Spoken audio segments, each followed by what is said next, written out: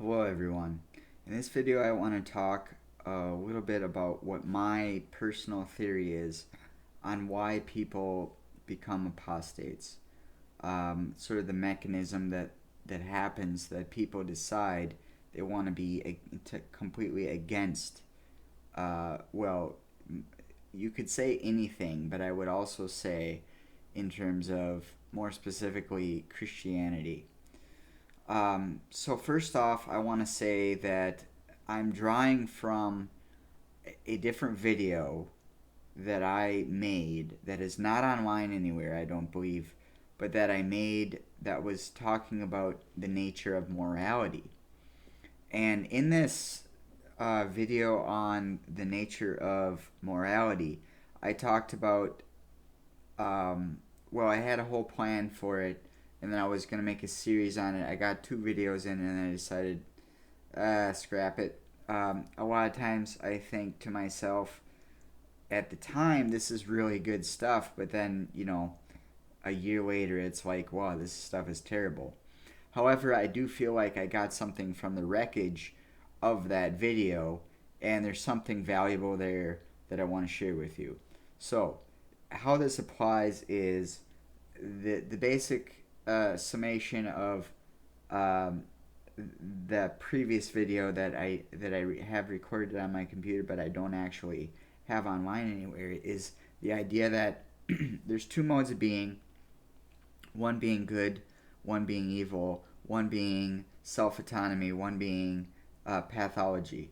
Now it's okay. It's not that great, but the part that I think is really um, interesting here is that how it might apply to apostasy, and how that might work is that um, okay, so let's say you have a person looking up in scripture. They're looking up things in the Bible and they're considering this, considering that. Now, at what point do they go, you know what, I really want to be against whatever is written in this book? How do they do that? Why do they do that? Well, that's what I want to answer in this video. So, first up, we can think about good as a sort of pureness, a sort of thing without default, a thing with that's sort of a state of perfection, and this is what we know as God. And then the conversely to that, we know what sin is. Sin is a imperfection, right? That's the way to say it. It's not necessarily a evil. Is not necessarily a thing in itself. Rather, it's a perversion or a corruption or a distortion of what good is. So you have this good, this perfect standard, and that gets corrupted. It gets violated. It gets all these different things that happen to the good thing that make it bad. So that's the foundation of how I'm getting this. So the idea is that, well, what is faith? Well, faith is, I would say, in some sense, if you're a Christian and you have faith, what that means is that God has somehow proven Himself to you. He has um, opened your eyes, and at least in me, in my personal life, it's not just a one-time thing and then it's over, and then, well, now I believe and I don't have to worry about it anymore. It's more like a constant, every periodically God proving Himself to you so that you know that He's real, so that you can believe.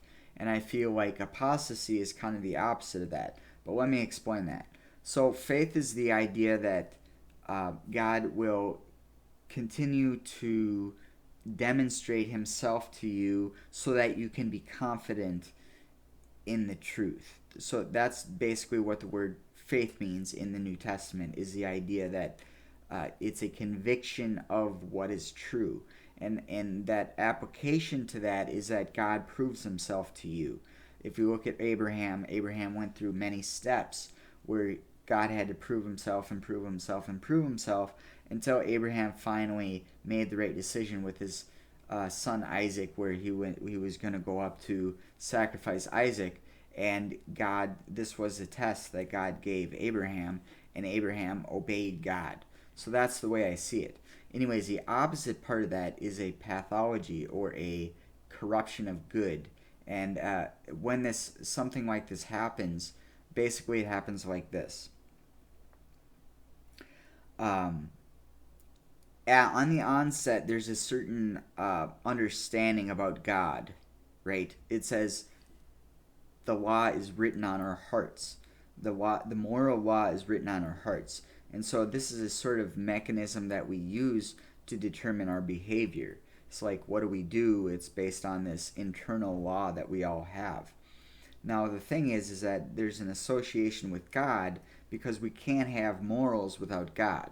So that's the first part that you got to get down. Secondly, there are certain failed expectations that somebody might come across in terms of reading their Bible or not getting a prayer answered or just something that is surprising that you didn't think God would operate in this particular way, and all these things add up, right? There's like a check and balance type of thing. Like, okay, so here's like, is it really the virgin birth? Was it really a virgin? Well, I don't know about that. Well, then you would hang on to that. And then, another thing is like Jesus' miracles. Like, did they really happen? Like, how can I believe that these miracles actually happened? And so on and so forth. And when it shows that, Christianity is a view that, yes, these things are true, then that would be, in some sense, a failed expectation. Now, the thing is that these sort of build up and build up and build up until it gets to a point where it's kind of like the straw that broke the camel's back, where there becomes a significant failed expectation, where then the individual is flooded with numerous different experiences where they've experienced this failed expectation, and so they no longer believe in a God. They no longer have any assurance that He is real, and that is, talking about whether or not that's divinely done or not is a topic for another discussion. But I would say that's how it happens, is that a person has a base understanding of God, who God is, and then that gets nullified by this reason or that reason. And as they continue in their progression, they look at things with a critical eye, and rather than there's different ways to look at things, and one way to look at them is that what am I coming across? What is this information that I'm coming across that is true, or what is the information that I'm coming across that is false? Now, science is a big thing here, and science basically says what is not true. How can we eliminate the possibility for X, Y, and Z? And that's a big problem, is that rather than seeing the conversely to that is what is true in this situation, science looks at what is false in this situation. If you look at the scientific method, you're trying to prove your hypothesis wrong. Now, that's the whole nature of science, and that's why in science you can't necessarily really have faith. And I don't mean that you can't have faith if you are a scientist. I mean that the idea behind the scientific method and what you are trying to do with it is not conducive to faith, because faith is a transcendent thing that says God has shown Himself to me in any number of ways.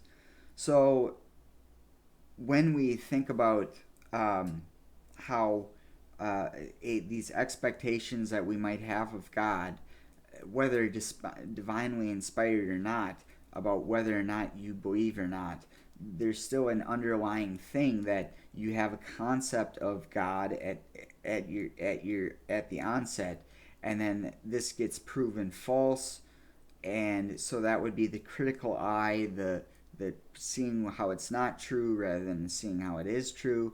And when these things add up and add up and add up, it comes to a point where there's a breaking point and it just crumbles, and the person no longer has any assurance that God is real. And so that's why they would become an apostate.